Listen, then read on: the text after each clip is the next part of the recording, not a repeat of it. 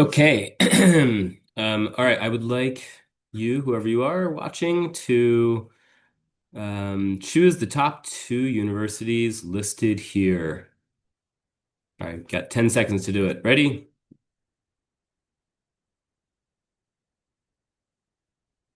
Okay, that was 5 seconds. All right, so whatever two universities you've chosen, I want you to think about why.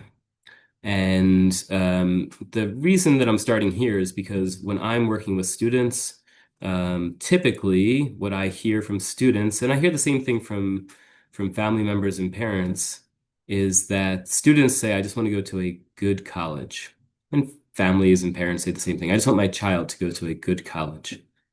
And what the purpose of this workshop is to dig a bit deeper into that concept of what makes a college a good college. And I'm calling this values first hacking the college game. Okay, so we're going to watch a segment of a podcast that I really like called Pablo Torre Finds Out. In the upper right-hand corner of your screen, you can see Pablo Torre. This is ostensibly a sports podcast, although he talks about all kinds of things and he investigates, and it's very, very interesting in my opinion. And he had a guest on a couple months ago, C. Thi Nguyen. I'm not sure if I'm saying his name correctly. I apologize if I'm butchering your name. And he wrote a book called The Score. And the subtitle you can see in the bottom left is How to Stop Playing Someone Else's Game.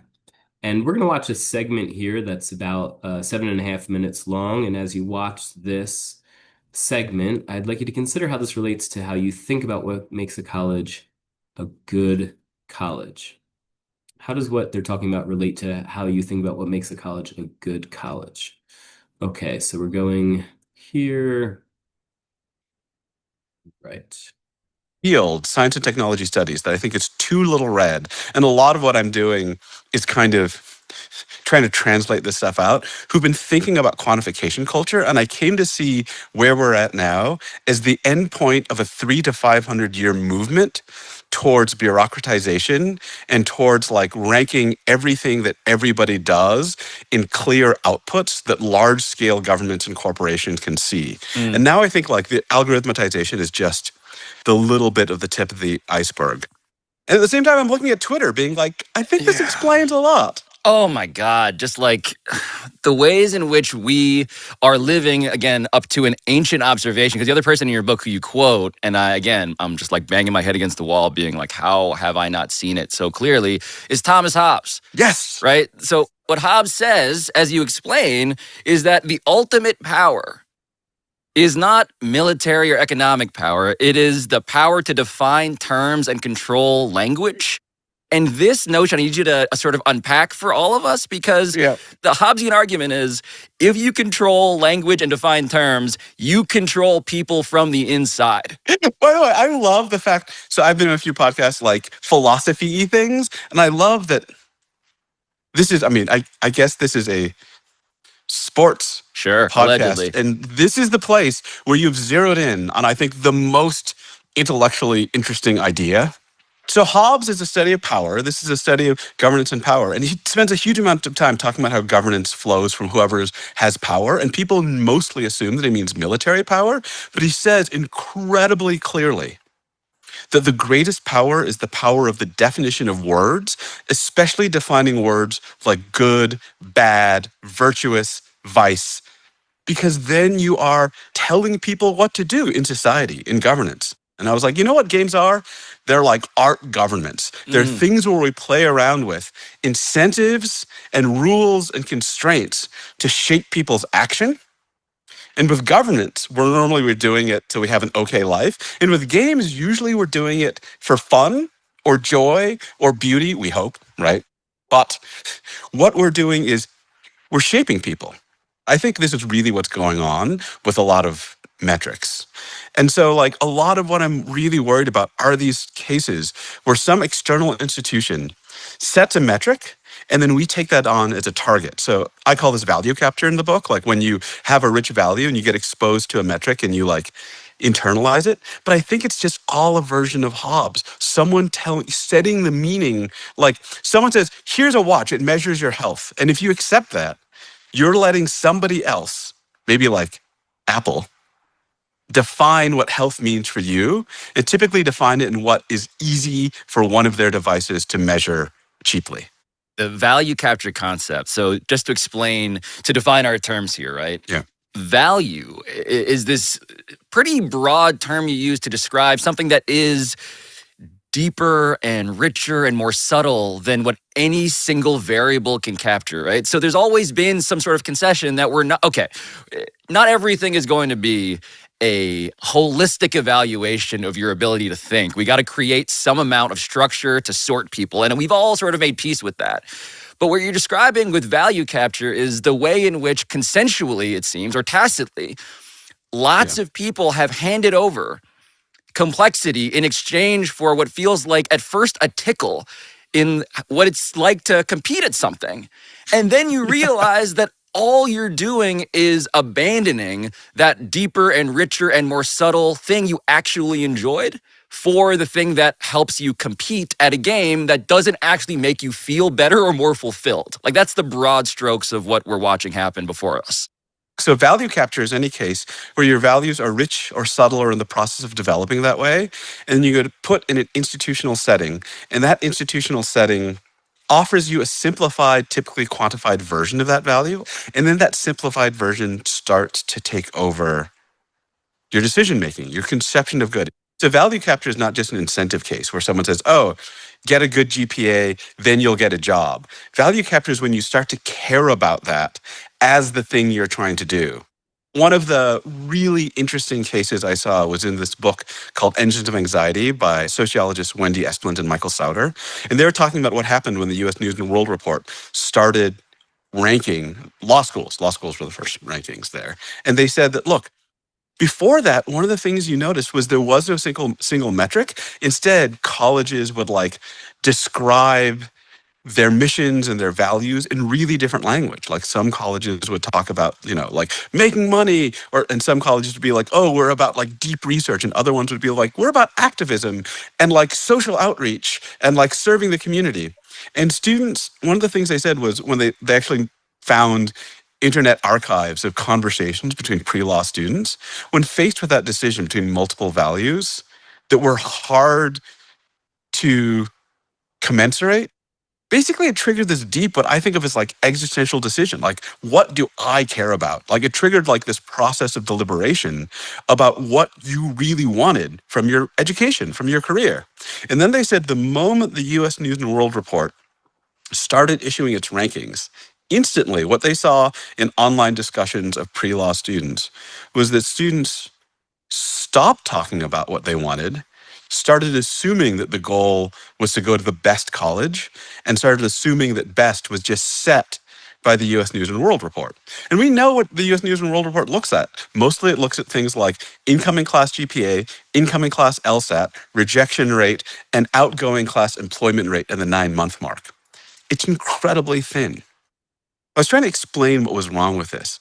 And the best way I can put it is that you're outsourcing your values. And in particular, you're outsourcing the process of deliberation about your values. You're outsourcing figuring out for yourself what you care about, and you're putting it in somebody else's hands. And sometimes that person might just be evil, but even if they're not, even if they're well-intentioned. And the US News and World Report, it sounds like was completely well-intentioned, but it also, by presenting a clear, simplified scoring system, it offered people a way to skip out the process of figuring out what they cared about and gave them a kind of prefabricated value system that they could just take on. And here's a bonus.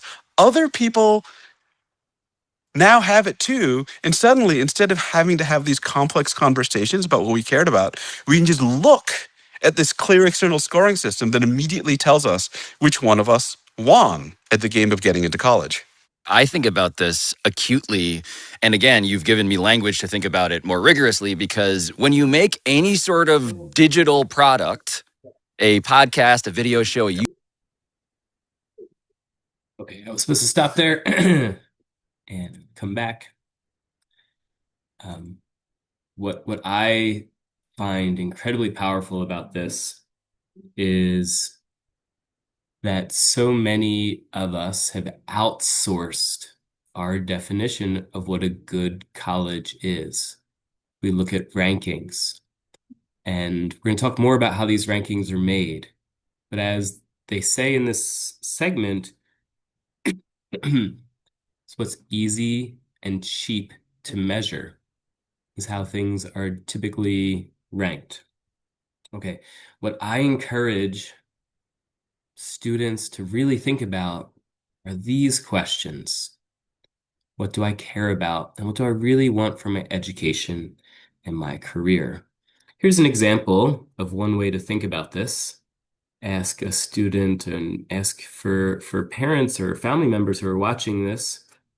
Choose four of these. If you're a student, what are four qualities that are listed here that you'd like for yourself? And if you're a parent or a family member, what would you like for your child or for your sibling or a niece or nephew or whatever it is? If you could only choose four. So I encourage you to pause here for a moment and choose four. And what I would argue is that if you're like me, and I'm thinking about my kids right now, I've got a 11-year-old son and an 8-year-old son. And I'm not choosing a big house or a high salary for them. Yes, I would choose financial security. That's critical. It's really important. But I would also choose loving relationships and family and a sense of belonging to a community and strong physical and emotional wellness. And these are long-term goals, and they're not determined by where students go at the age of 18 when there's this one great sorting, as someone else has put it, into which college you can go to. You can become financially secure and have a sense of belonging from many different pathways. Life is long. Another way I encourage students to think about their future is by thinking about which of these UN SDGs, Sustainable Development Goals, are they excited to work on, to try and make a difference in? I think I don't know if I know anybody who doesn't care about making some difference in the world. Even people I know who really also care about making a lot of money, they also hope to make a difference in the world. So is that you want to make a difference by looking at number 7, affordable and clean energy, and pushing your career pathway and your life towards that? Or is it that you're looking at gender equality, number 5, or ending hunger, number 2? These are ways to think about long-term goals and the many pathways and the many careers there are related to each of these. Each of these has maybe limitless, but at the minimal, thousands of different career pathways that exist that are related to each of these goals. I'm going to play another segment here. This one's about 2 minutes and 30 seconds. And in this segment of the podcast, I'd like you to pay attention to the line. It says here on the slide, what is the line that Wien and Torre draw between the usefulness of large-scale data approaches to solve problems as compared to the idea of trying to game the system to optimize for the little thing that is measured? All right, and I'm going to go here to 3715. 3715.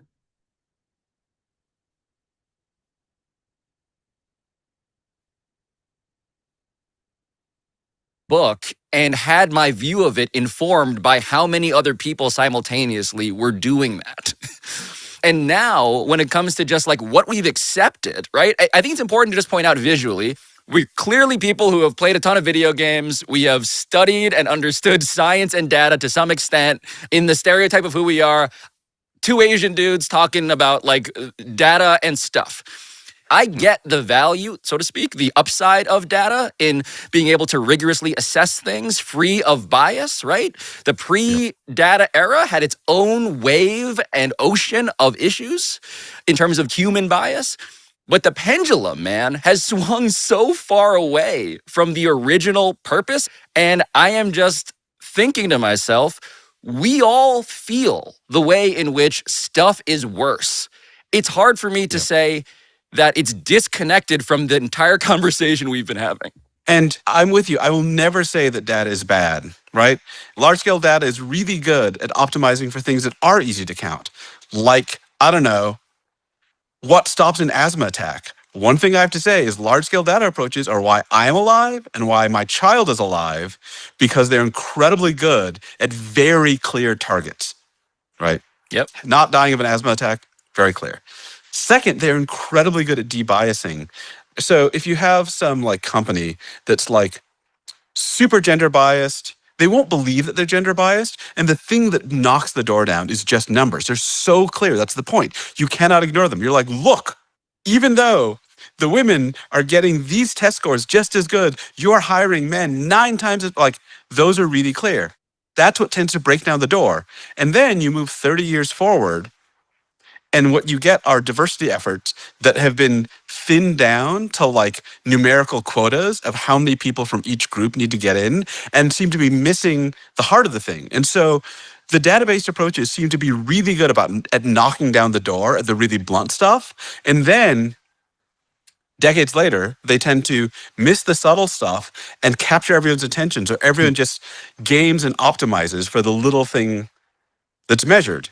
The whole point is that what metrics are good at targeting is what everyone can count easily together.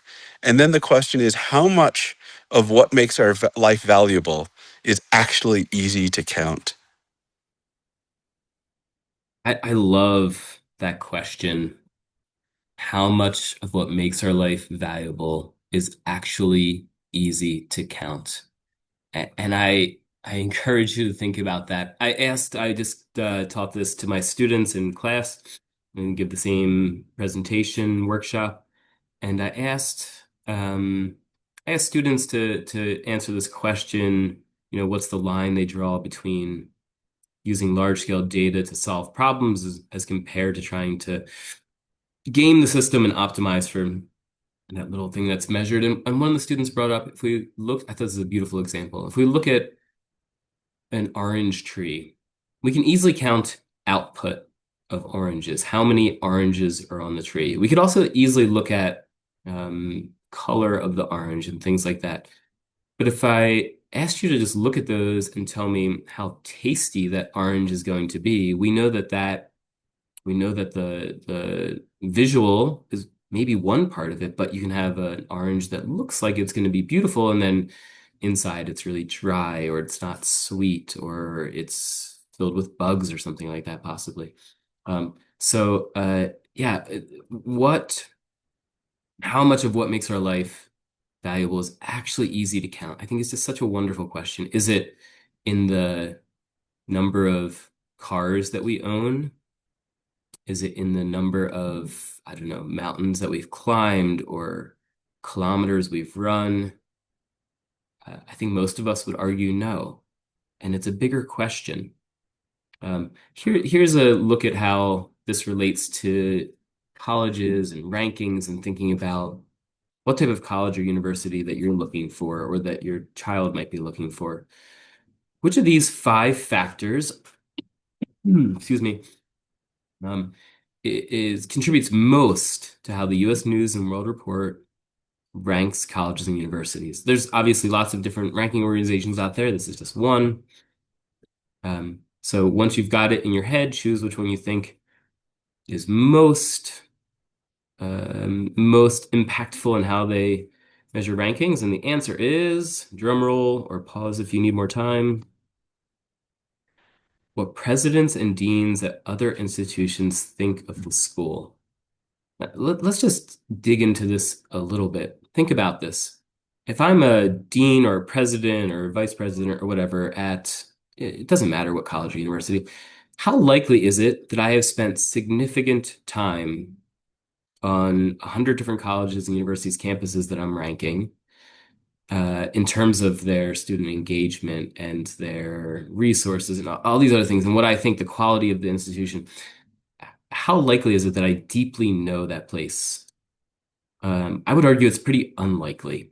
Yes, if I happen to have worked there before or I attended that college or university, sure, then I'm qualified. But otherwise, if you're just asking me to rank some other school and say what I think about it, what am I going to go on? And the answer is people go on reputation and what they've heard of. And as a really good example of this, there's a famous example where the president of Rowan University in New Jersey knew how this worked, and he or she, I forget who the person was, had bottles of hot sauce made that had a label of Rowan University on it, and they sent it out to other college presidents and deans and things like that, the people that they knew were going to be ranking Rowan, and their ranking went up. The ranking went up because of hot sauce, because they were known by other colleges and universities. Like nothing changed about their education. It was just that they were more in the front of people's minds. Another example is Boston University, which 30 years ago was a commuter school in Boston. Excuse me, this is Northeastern, not Boston University. Northeastern, and people didn't really care too much about Northeastern. It wasn't this place that was super well ranked or well known, and their president um, knew how the ranking system worked, and they backwards calculated to how they can move the metric on the things that are measured. And they went from being a very low ranked school, not some place that certainly international students had on their radar, to one of the top ranked schools, top 50 or something like that, and now a place that is attracted students all over the world. And it's because they knew how to optimize for what's being counted. I would argue that there's a different way to think about this. And one that I would encourage you to look into if you're interested is that Stanford's Graduate School of Education has an organization called Challenge Success, and they put out this report several years ago called A Fit Over Rankings. You can see the subtitle, Why College Engagement Matters More Than Selectivity. One of their big findings to the question of, are students who attend more selective colleges better off later in life? And what they found is that no, the answer, college selectivity is not a reliable predictor of student learning, job satisfaction, or well-being. Here's another one. Excuse me. I'm a little bit sick. Sorry. The Gallup Purdue Index report from 2014, Purdue University and Gallup, a polling agency, they studied more than 30,000 college graduates across the US. And they looked into people who were in the middle of their career, and they were trying to measure for people who were doing well overall. So they were healthy, they had loving relationships, they enjoyed their work that they were doing, they were financially secure, not necessarily rich, but financially secure. And all around had what we would think of, I think, as really good lives. And they also had good jobs. And they did some polling of these people to find out what types of college experiences they had in common. And they found six things, six common experiences for the people who had great jobs and great lives, and they were healthy and happy and felt engaged in their community and had loving relationships.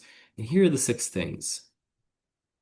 Had a professor who made them excited about learning, felt that their professor cared about them as a person, had a mentor who encouraged their goals. They worked on a long-term project of at least a semester or more. They had a job or an internship that applied what they were learning, and they were extremely active in extracurricular activities. Notice that none of this, not mentioned here, is that they attended a highly ranked college or university.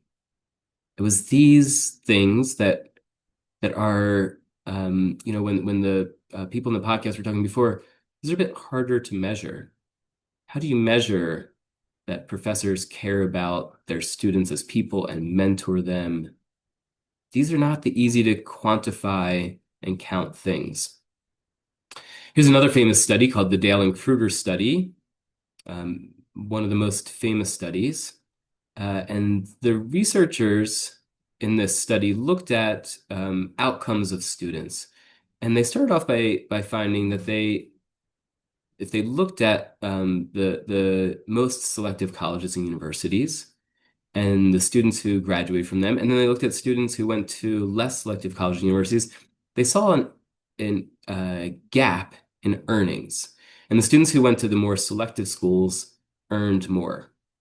However, then they did something really interesting. They looked at those less selective universities and they found students who had applied to the more selective universities but hadn't gone for whatever reason. Either they didn't get in or they couldn't afford to or whatever it was. And they found that when they controlled for that, that students who were who this says accepted, but it's actually applied. I'm sorry, that's wrong. Who applied to elite schools but chose to attend less selective ones earned just as much later in life as those who had gone to the elite schools. So it was the students' talent within them that really made the difference. In fact, I'm going to change this right now because that is incorrect. It wasn't that they were accepted, that they applied. Yeah. So this suggests that it's not about going to the elite school. It's about pushing yourself and wanting to get the most out of your education and seeing yourself as someone who's able to do that work and do that challenge, and really be at some place that you think is going to push you. Not that necessarily those elite schools will do that, but that's the idea I think that many people have. So, what makes a good university? I would argue it is not the rankings. And this is a really common belief amongst many people out there who have studied this. Yes, society tells us that going to Oxford or Cambridge or Harvard or Penn or whatever is going to set you on a path towards a good life because they're a quote unquote good university. But people who have studied this deeply have found that outcomes are not based on where you've gone, that it is the person that really matters, that it's who you are and what you do while you're there that really matters. You can go to one of those elite places and not take full advantage of it. And you can go someplace that's easier to get into, less well known, and you can have those experiences that really set you up for success. You can have a great mentor. You can do great projects. You can be involved in extracurriculars. And Malcolm Gladwell is a Canadian kind of a famous author, psychologist, sociologist, um, argues, and I think this is a really interesting argument. Sometimes you can do better because if you're not surrounded by as many people who are all type A, I need to do everything and be the president of everything. If you can be at a school where it's a little bit less competitive, you can stand out a little bit easier and get those internships more easily and things like that. We're gonna watch one more segment here. This is about 2 minutes. And this is our final segment that we're going to watch on this podcast. Starts at 41:30. Okay, here we go. 41:30. Who inspired you to write this book? Because all of us, we're on all of these devices and these apps and we're playing these games and we are only now maybe beginning to open our eyes to like what we've signed up for. And the person who inspired you to write this is not a famous or ancient philosopher, it's somebody else. I give this talk. It was like something about games and then something about value capture. And I was like, God, these seem connected and I don't know why, but here's what I understand. And I got this email from an undergraduate and she was like, your talk pulled me out of a 5-year depressive cycle. She told me I turned out, she's a lot like me, Asian immigrant kid, pushed to get a 4.0 GPA, also a varsity athlete, also, she said, anorexic. And what she said was she realized that her life had been trapped in bad games and that she hadn't even known she had had any choice, that she had just taken the games that the world had shoved at her and they were making her suffer. And that she said something about this framing let her be able to think to herself that she had some choice about what she was doing and how she was going to be measured. And so she changed the background of her iPhone to remind her every day of this. And what she had changed it to was the words, "Is this the game you really want to be playing?" I got that email and then I cried. And then I was like, well, I guess we should think about this some more. Because if that's what more do you want from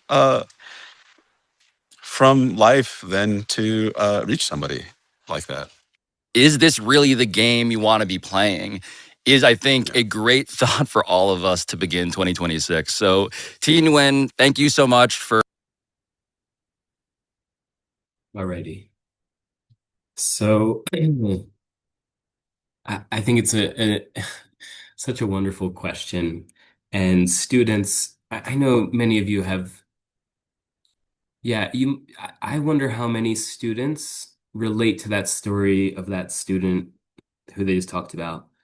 Always felt compelled to have the best grades and be the best athlete or debater or model UN member or whatever it is, and and put pressure on themselves and felt pressure from others, and um, and yeah, ultimately, who's determining what we think of, what you think of as success in your life?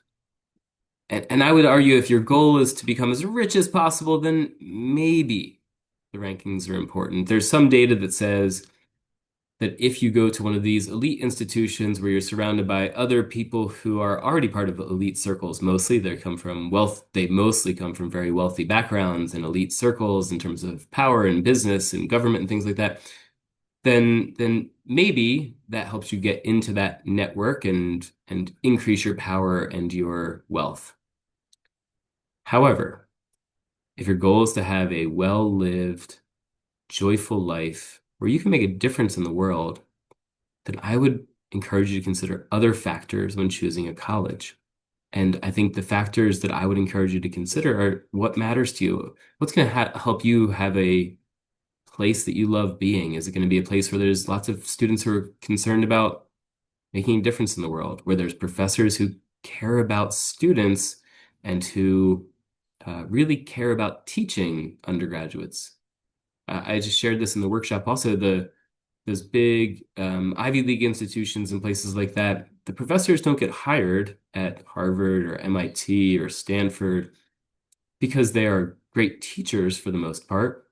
They get hired because they are famous for producing research that is cited by other people in their field. So they're seen as experts by their peers.